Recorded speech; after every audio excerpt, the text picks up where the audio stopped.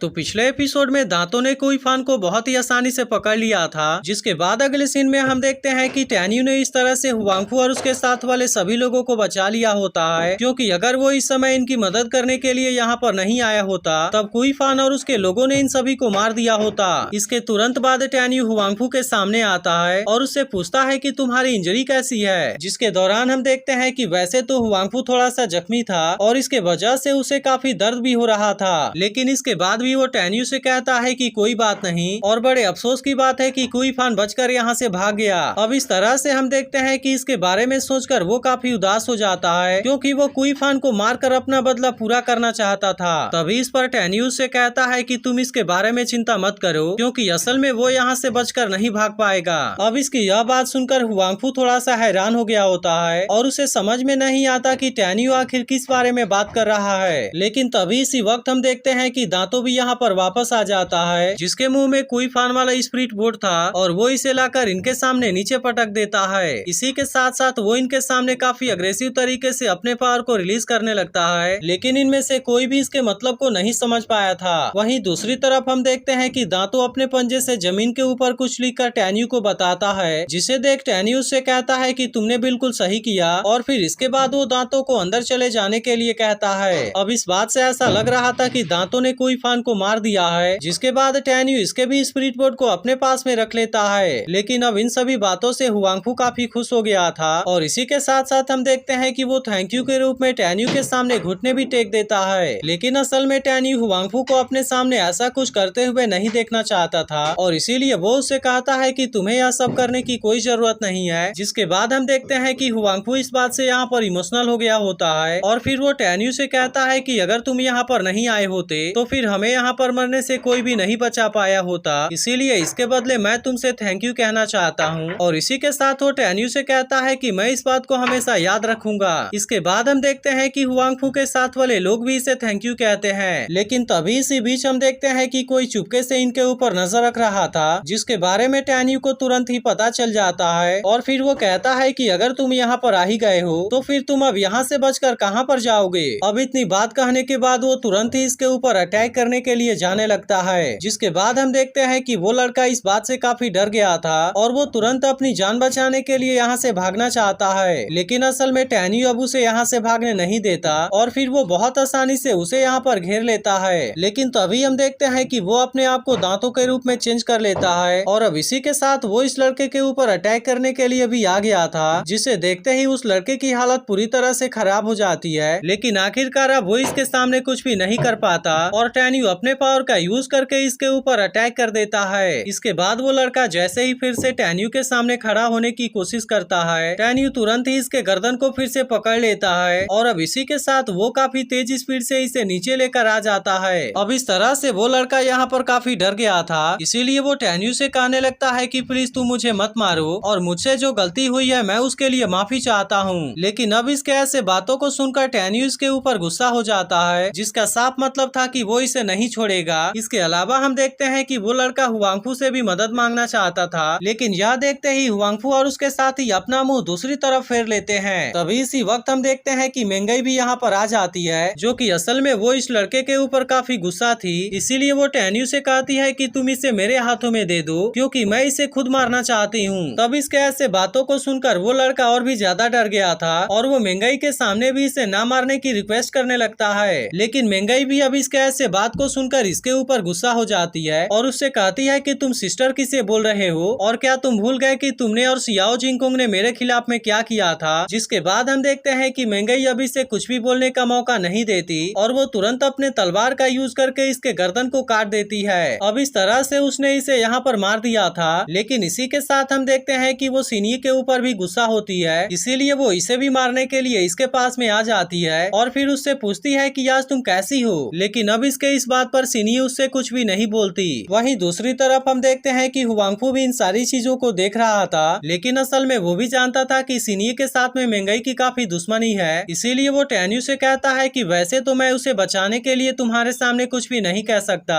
लेकिन क्योंकि आखिरकार अब वो यहाँ पर मर रही है, इसीलिए मैं उम्मीद करता हूँ कि तुम उसे बुरी तरह से टॉर्चर नहीं करोगे और आज तुम उसे यहाँ पर एक अच्छी मौत दोगे। तब इसके बारे में सुनकर टैन्यू इसकी ऐसी बात मानने के लिए रेडी हो गया था और फिर इसके तुरंत तुरंत बाद वो मेंगई के पास में आ जाता है, जहाँ पर हम देखते हैं कि मेंगई ने सिनी के ऊपर अपने तलवार को रख लिया था और अब इसी के साथ वो इसे मारने भी वाली थी। लेकिन तभी हम देखते हैं कि टैन्यू उसे ऐसा करने से रोक देता है और मेंगई से कहता है कि तुम इसे खुद को ही मार लेने दो। जिसके बाद हम देखते हैं कि मेंगई टैन्यू की बात मानने के लिए रेडी हो गई थी और इसीलिए वो अपने तलवार को इसके सामने रख देती है और उससे कहती है कि अगर तुम्हें लगता है कि तुम अपनी मदद नहीं कर पाओगी तो अगर तुम चाहो तो मैं तुम्हें अपने हाथों से मार दूंगी। लेकिन असल में सिनी यहाँ पर नहीं मरना चाहती थी और फिर इसीलिए वो टैन्यू से कहती है कि टैन मैसेंजर, क्या सच में तुम मुझे मार दोगे? अब इसके बारे में सुनते ही टैन्यू काफी हैरान हो जाता है, इसीलिए वो तुरंत अपने और इसके चारों तरफ एक बैरियर को क्रिएट कर देता है ताकि इनके बीच के बातचीत को कोई ना सुन सके। और इसी के साथ हम देखते हैं कि वो इसे यहाँ से थोड़ा सा दूर लेकर भी आ गया था। वहीं दूसरी तरफ हम देखते हैं कि हुआंगफू और उसके लोग भी इन सारी चीजों को देख रहे होते हैं, लेकिन वे समझ नहीं पा रहे थे कि आखिर यहाँ पर क्या हो रहा है। इसके बाद टैन्यू सिनी से पूछता है कि आखिरकार तुम हो कौन? तब इस पर सिनी उसे एक मैसेज दिखाते हुए कहती है कि तुम इसे खुद पढ़ लो, क्योंकि उसके बाद तुम्हें समझ में आ जाएगा कि असल में मैं कौन हूँ। इसके बाद हम देखते हैं कि टैन्यू इसके बारे में जानने के लिए इसके मैसेज को पढ़ता है, जहाँ पर उसे पता चलता है कि यह मैसेज किसी और का नहीं बल्कि मास्टर तेनताई का है, जिसमें मास्टर तेनताई ने टैन्यू से कहा था कि यह मैसेज केवल तुम तभी पढ़ पाओगे जब तुम सिनी से मिल पाए हो। इसके बाद मास्टर तेनताई टैन्यू से कहते हैं कि मैं जानता हूँ कि तुम्हारे और सिनी के बीच में काफी दुश्मनी है, जो कि असल में लिंगू कांगे के वजह से हुआ था, लेकिन असल में सिनी कोई और नहीं बल्कि मेरी भतीजी है। जिसके बाद हम देखते हैं कि इसके बारे में सुनकर टैनी और मेंगई दोनों काफी हैरान हो गए थे, लेकिन मास्टर तेनताई ने मैसेज में इनसे आगे कहा था, मैं उम्मीद करता हूँ कि तुम सिनी को किसी दूसरों के हाथों में नहीं आने दोगे, लेकिन असल में मैं तुम्हारी ईमानदारी के वजह से इसके बारे में पहले नहीं बताया और इसी के साथ साथ मैं इसके बारे में कभी रिवील भी नहीं करना चाहता था, लेकिन आज ऐसे हालात हैं कि तुम्हें इसके बारे में मुझे बताना पड़ रहा है, इसलिए मैं चाहता हूँ कि भले ही तुम इसके बारे में जान गए हो, लेकिन ध्यान रखना कि और कोई इसके बारे में ना जान सके।